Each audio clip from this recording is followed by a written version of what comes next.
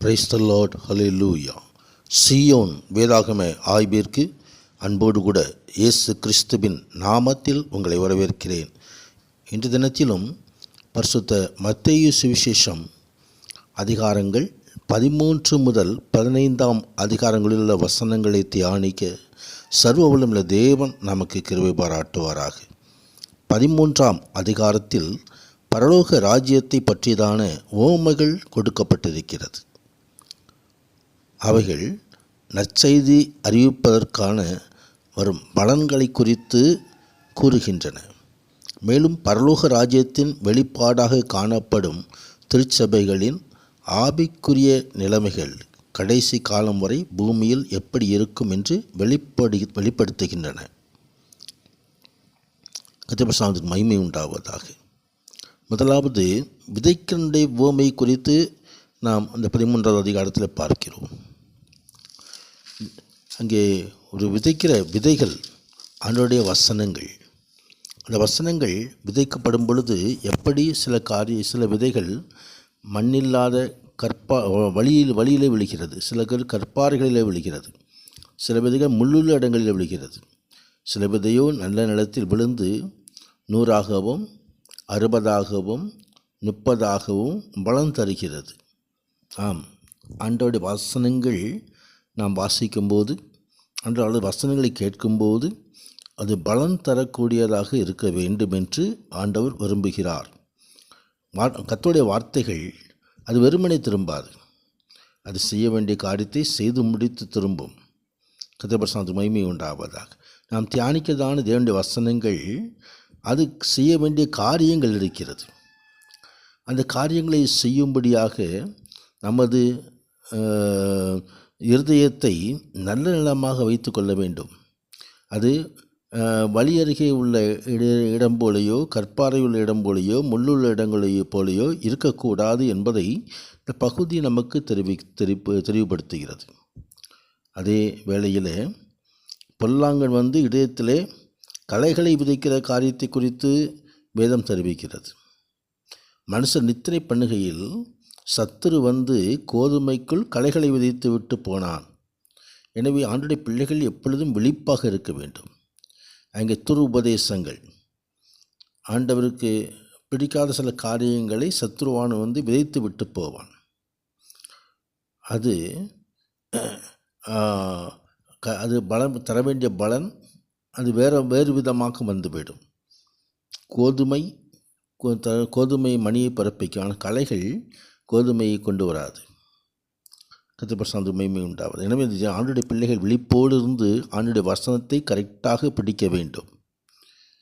அதே வேளையில் கடுகு விதை, பிளித்தமா இவைகளை பற்றிய உவமைகளையும் இதே அதிகாரத்திலே கொடுக்கப்பட்டிருக்கிறது.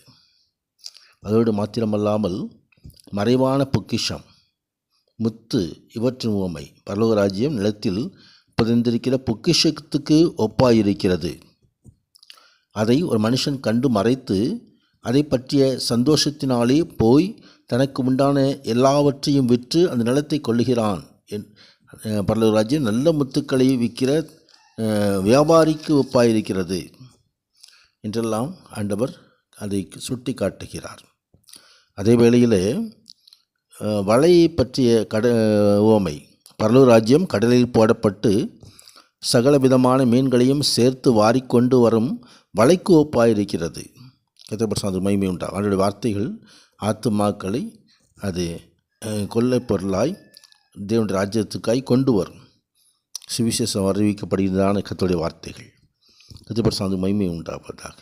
தொடர்ந்து 14வது அதிகாரத்தில் யோவான் ஸ்நானகன் சிறைச்சேதம் செய்யப்படுகிற காரியத்தை குறித்து வேதம் தெரிவிக்கிறது. இங்கே தேவபக்தியற்ற ஒரு பெண் ஏரோதின் முன்னிலையிலே விருந்தினர்களை மகிழ்விக்க ஆடிய நடனம் ஒரு பரிசுத்தவானின் மரணத்துக்கு நேராய் வழி நடத்தினது.